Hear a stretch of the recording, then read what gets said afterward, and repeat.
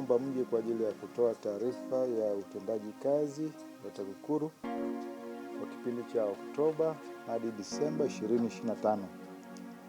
TAKUKURU Kilimanjaro yarejesha zaidi ya milioni 12.2 za mapato ya serikali. Taarifa ninayotoa leo inahusu mafanikio ya utekelezaji wa majukumu mkoa Kilimanjaro kwa kipindi cha Oktoba hadi Disemba 2025, ambapo fedha za serikali kiasi cha shilingi milioni 12,271,430 zilirejeshwa kutoka kwa waliokusanya mapato na kwenye utekelezaji wa miradi ya maendeleo kama ifuatavyo. Ufuatiliaji wa matumizi ya rasilimali za umma. Katika kuhakikisha mapato ya serikali yanapatikana na kutumika kwa maslahi ya umma, TAKUKURU mkoa wa Kilimanjaro ilifanya uchunguzi wa uuzwaji wa viwanja vitano vilivyopo katika kijiji cha Mwasi Kusini. Uchunguzi huo ulibaini kuwa 10% ya mauzo ya viwanja hivyo ambavyo ni shilingi milioni 2,650,000 haikuwekwa kwenye akaunti ya kijiji kama walivyokubaliana katika mkutano wa hadhara, na badala yake fedha hizo zilihifadhiwa nje ya mfumo rasmi wa utunzaji fedha wa serikali na aliyekuwa wa kijiji hicho.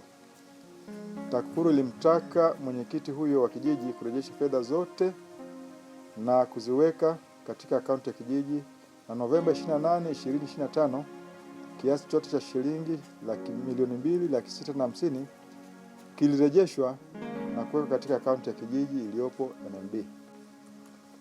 Ufuatiliaji wa fedha za utekelezaji wa miradi ya maendeleo. Katika kuhakikisha thamani ya fedha inapatikana katika miradi ya serikali, TAKUKURU wilaya ya Mwanga ilifanya ufuatiliaji wa matumizi ya fedha katika wa vyumba vya madarasa katika shule ya msingi Kigondi na Kisangara, pamoja na ujenzi wa vyumba vya madarasa na matundu ya vyoo katika shule ya msingi Kifaru. Ufuatiliaji huo ulibaini kuwa mzabuni alitumia vifaa vya ujenzi, yani mabati na matofali, visivyo na ubora uliokubalika kinyume na BOQ na masharti ya mkataba. Baada ya ushauri kutolewa na TAKUKURU, halmashauri ya wilaya ilitekeleza ushauri huo na kumtaka mzabuni kuondoa vifaa visivyo na ubora na kuleta vifaa vyenye ubora unaotakiwa. Mzabuni alitoa vifaa vyote visivyo na ubora sambamba na kurekebisha kasoro zote zilizobainika, na hatua hizo ziliwezesha serikali kutopata hasara ya fedha kiasi cha shilingi milioni 9,621,430 ambazo zingepotea endapo vifaa hivyo visingebadilishwa. Uchunguzi na mashtaka. Malalamiko 96 yamepokelewa, ambapo yanayohusu rushwa ni malalamiko 55 na yasiyo rushwa ni malalamiko 41. Kwa yale ambayo yanahusu rushwa, walalamikaji wameshauriwa. Ambayo hayahusu rushwa, walalamikaji wameshauriwa na malalamiko mengine yamehamishiwa idara nyingine.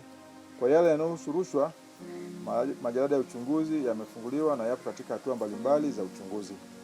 Kwa upande wa mashtaka, kesi 14 zimeendelea katika mahakama mkoani Kilimanjaro, kesi 2 mpya zimefunguliwa na kesi 5 jamhuri ilishinda.